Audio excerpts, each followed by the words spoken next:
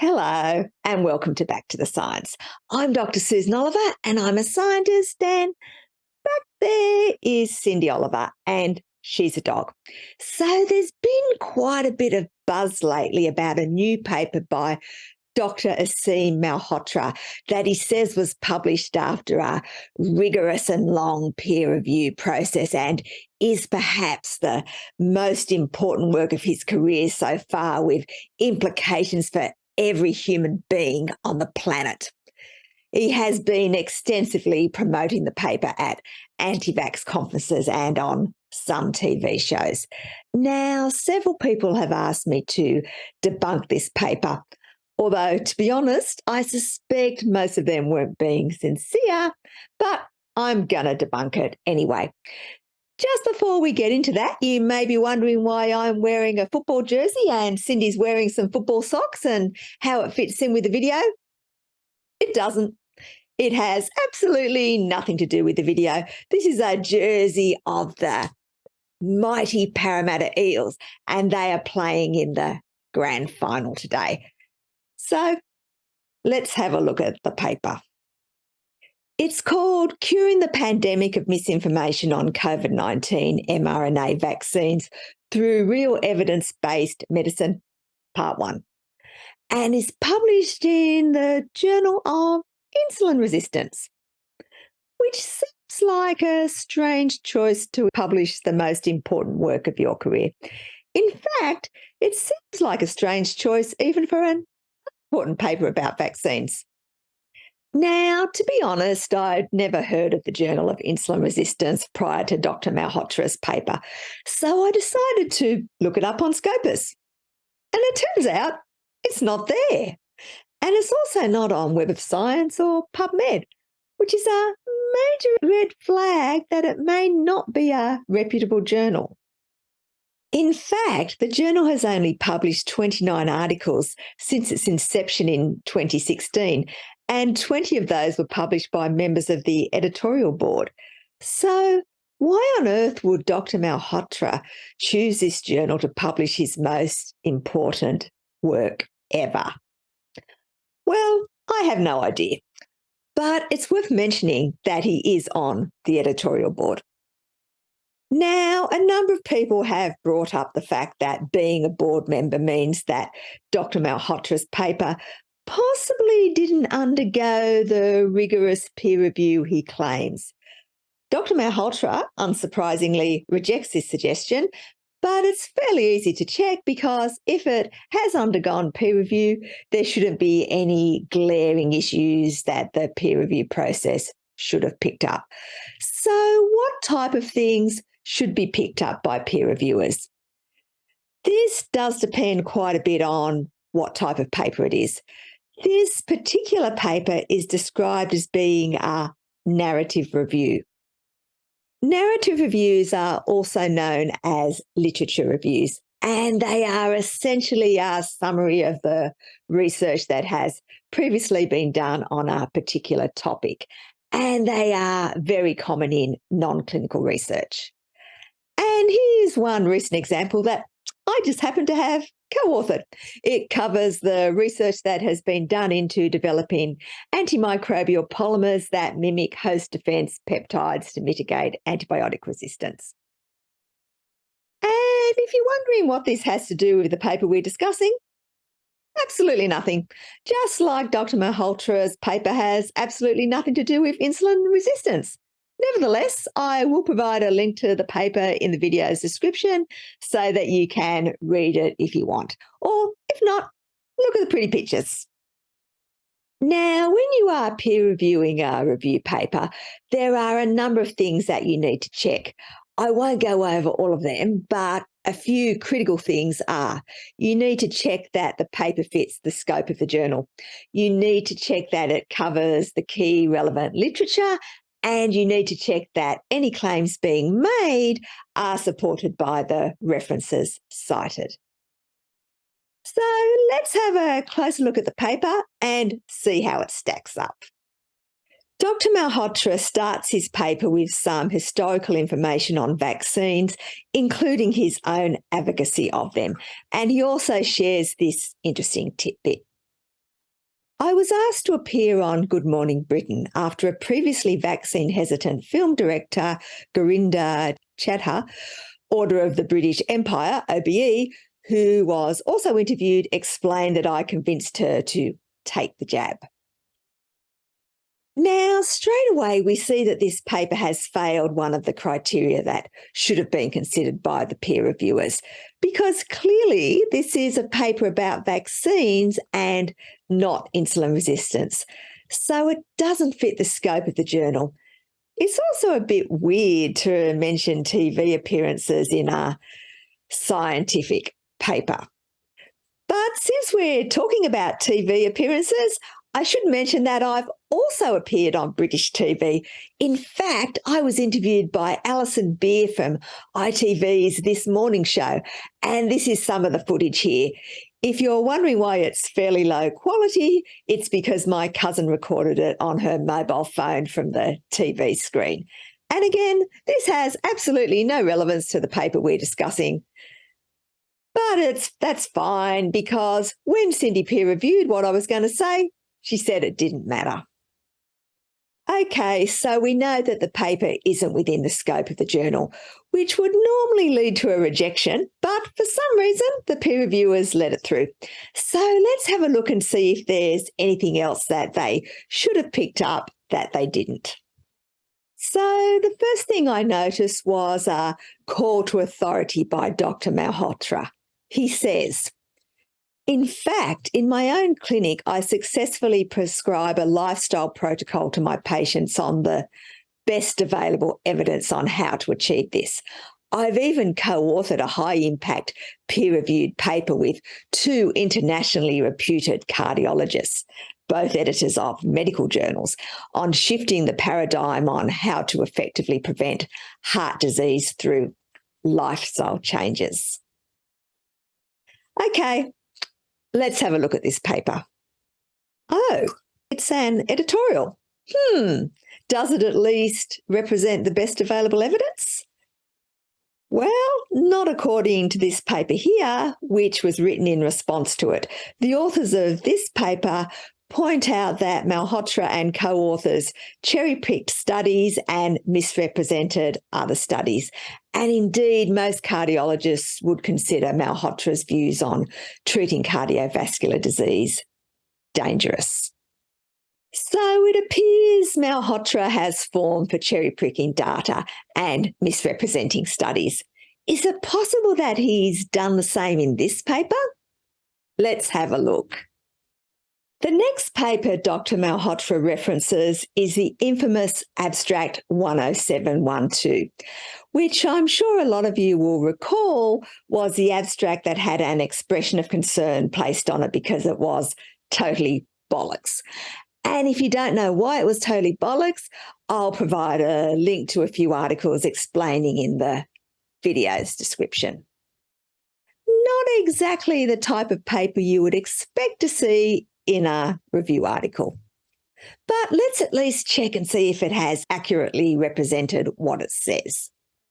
So this is a little of what the abstract says. These changes resulted in an increase of the pre-vac pulse score of predicted 11% 5 years ACS risk to a post-vac pulse score of a predicted 25% 5-year ACS risk, based on data which has not been validated in this population. No statistical comparison was done in this observational study. In other words, the changes don't necessarily mean anything because the pulse score has never been validated, and the author doesn't even know if the changes are significant because no statistical comparison was done. So what did Dr Malhotra write? In over 500 middle-aged patients under regular follow-up using a predictive score model based on inflammatory markers that are strongly correlated with risk of heart attack, the mRNA vaccine was associated with significantly increasing the risk of a coronary event within 5 years from 11% pre-mRNA vaccine to 25% 2 to 10 weeks post-mRNA vaccine. So he's claiming the changes were significant when the paper specifically says no statistical testing was done, and he's claiming the results were strongly correlated with heart attack risk when the paper says the test hasn't been validated. So Dr Malhotra has completely misrepresented what the abstract says, and the peer reviewers haven't picked it up. Dr Malhotra's next big claim is the following.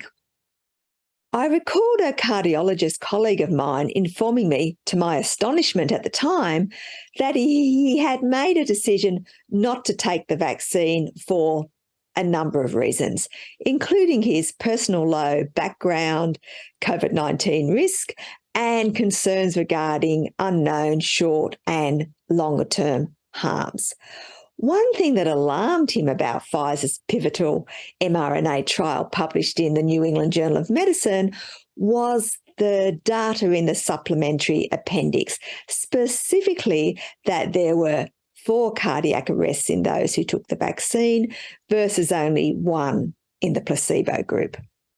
Now, this is the paper that has been cited by Dr. Malhotra, and I'm sure most people would recognise it because it is, of course, the paper that presented the results of Pfizer's mRNA vaccine trial. So let's just do a quick check and make sure it really does say what Dr. Malhotra claims. This is a table of contents for the supplementary appendix where Dr. Malhotra says the information can be found. As you can see, it has only one table dealing with adverse events, so that's obviously where the information is. Let's have a look. Well, that's strange. It doesn't mention cardiac arrest at all. And in terms of actual deaths, it shows 4 in the placebo group and 2 in the vaccine group. So Dr. Malhotra has cited a paper that doesn't support his claim, and none of the peer reviewers have picked it up.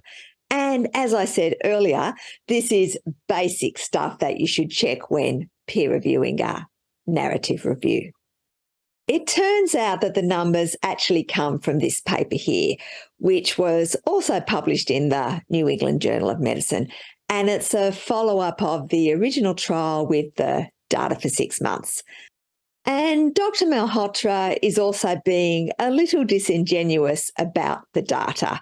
This is a table where the cardiac arrest numbers come from. And as you can see, it is a table of all deaths which are evenly balanced between both groups.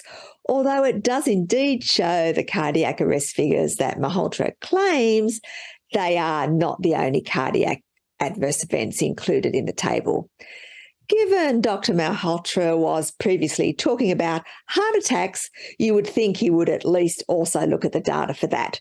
The medical term for heart attack is myocardial infarction, and as you can see, there were 2 in the placebo group and 0 in the vaccine group. Although I'm not suggesting that this difference is meaningful. You wouldn't expect to have exactly the same number of each cause of death in 2 groups. If we want to know whether or not there is an increase in heart attacks after the vaccine, we can always just look at some of the numerous studies that have been done on the subject. Of course, if this was a proper review paper, the studies would already have been included. After all, review papers should assess all the key available literature and not just a few cherry-picked studies. Anyway, let's do what Dr. Malhotra didn't do and what the peer reviewers didn't pick him up on. This study, for example, was published in the New England Journal of Medicine, so not something you would have expected either the author or the peer reviewers to have missed. It used data from the largest health organisation in Israel and compared the incidence of adverse events following vaccination or infection with SARS-CoV-2 with the rate in unvaccinated, uninfected controls. And this is what they found. Firstly, there was an increase in some adverse events in those who were vaccinated, and this included myocarditis, as you would expect, as well as lymphadenopathy, which is swollen lymph glands, appendicitis, and herpes zoster infection, otherwise known as shingles. But there was no increase in myocardial infarction, pericarditis, arrhythmia, deep vein thrombosis, pulmonary embolism, intracranial hemorrhage, or thrombocytopenia. In contrast, SARS-CoV-2 infection was associated with an increase in all these events, as well as a greater increase in myocarditis. Another example is this paper here, which was published in JAMA. Again, a journal that you would expect both Dr. Malhotra and the peer reviewers to be very familiar with. After all, we're not talking about some obscure journal like, I don't know, the Journal of Insulin Resistance or something. This study looks specifically at people over 75 and the incidence of myocardial infarction, stroke, and pulmonary embolism after the Pfizer vaccine, and they found there was no increase. Here's one more, again in JAMA. This time they compared the incidence of acute myocardial infarction and ischemic stroke after COVID infection in those that were vaccinated and those that were unvaccinated. And guess what? The incidence of both was higher in those who were unvaccinated. The exact opposite of what you would expect to see if Dr. Malhotra's unsupported claims were correct. So why didn't Dr. Malhotra include any of these studies in what is supposed to be our review paper? And why didn't the peer reviewers pick it up? Your guess is as good as mine. Anyway, let's move on and look at a few more clangers in Dr. Malhotra's paper. Unsurprisingly, Dr. Malhotra decides to use the typical anti-vax talking point that although the trial showed high relative risk reduction, they only showed very small absolute risk reduction. And people should be talking about this more. As Dr. Malhotra should know, the reason the trials only showed low absolute risk reduction is simple. They were stopped before too many people had been infected. The Pfizer protocol set a target of 164 primary endpoint cases of confirmed COVID-19. So, by design, the trials concluded before the virus was allowed to harm too many people. Dr. Malhotra then backs up his claims with this table here, which comes from a blog on the website of the anti-vax group, HEART. Blog posts have no business being used in scientific papers, particularly blog posts written by groups known to spread anti-vax misinformation. Dr. Malhotra then makes the interesting claim that, contrary to popular belief, what the trial did not show was any statistically significant reduction in serious illness or COVID-19 mortality from the vaccine over the 6-month period of the trial. But the actual numbers of deaths attributed to COVID-19 are still important to note. There were only 2 deaths from COVID-19 in the placebo group and 1 death from COVID-19 in the vaccine group. Malhotra provides a reference for this claim, so I decided to look it up and see if it supported what he said. This is what I found. This is a table from the source showing the reduction in severe COVID. As you can see, those taking the vaccine had a 96.7% reduction in severe COVID. And contrary to Malhotra's claims, this was statistically significant. And hey, look, here's a statement from the same source about the number of mortalities from COVID. There were 6 in the placebo arm and 1 in the vaccine arm. Just a little different from the numbers claimed by Dr. Malhotra. So Dr. Malhotra isn't just making claims that aren't supported by his references. He is actually making claims that are directly contradicted by it. You have to have a lot of faith in the incompetence of your peer reviewers to tell lies that are this blatant. Oh, hang on. It looks like Malhotra may have found a legitimate scientific paper to support his claims. An article in Nature, no less. This is what he says about it.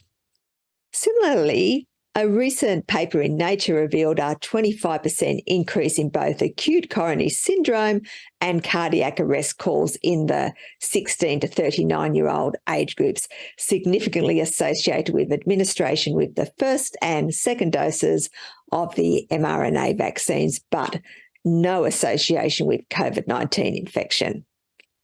Let's have a look at this paper. Fancy that. It's not a paper in Nature at all. It's a paper in Scientific Reports, and it actually has an expression of concern. And if you want to know why it has an expression of concern, I made a video about it a while ago, going over all the issues with the paper, and I'll provide a link in the video's description.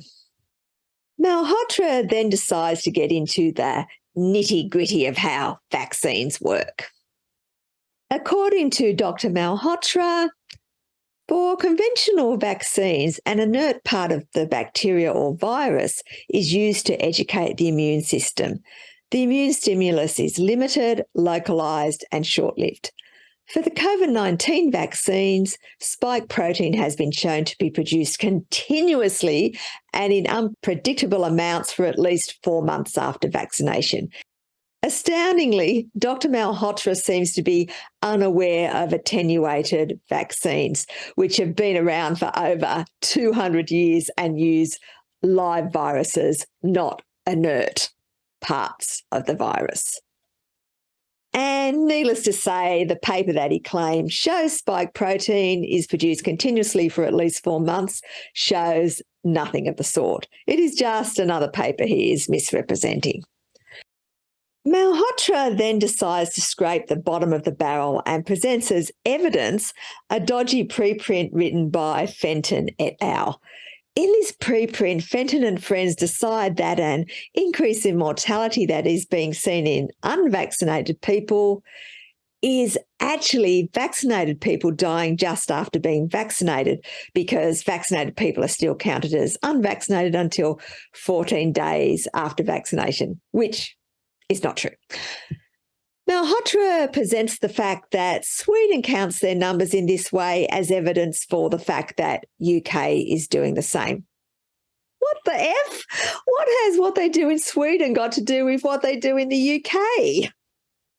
The UK ONS make it very clear that as soon as you are vaccinated, you are considered vaccinated for the purpose of their statistics. So both Fenton and Malhotra are talking crap. And since we're talking about Sweden, this is the perfect opportunity to show you my album from Swedish band ABBA again. And if you're wondering how this is relevant to the video, it's not. It has absolutely nothing to do with it. And that pretty much sums up the paper. It has absolutely nothing to do with the journal it was published in, and it provides absolutely no evidence to support the claims being made by Dr Malhotra. He either misrepresents legitimate sources or uses dodgy blog posts or similar to support his claims. In a nutshell, it's rubbish. And it obviously wasn't peer-reviewed by anyone remotely competent to do so. And believe it or not, I did find a lot of other issues with the paper, as did many other scientists, but there were just too many to include in the video. If I'd included them all, the video would have gone for hours. If you'd like to look further into the data I've presented, I provided links in the video's description. And please remember, this video is about the science, but you shouldn't take it as medical advice. For that, you should speak to your medical practitioner. If you've got this far, thank you for listening. And if you've liked or commented on the video, double thank you, because that helps the algorithm and means that more people will see the video. And of course, thank you to everyone who has bought me a coffee. I really appreciate your support. I will be continuing to make videos about the science, so if you'd like to see them, please hit the subscribe button and go the Mighty Eels! Yeah!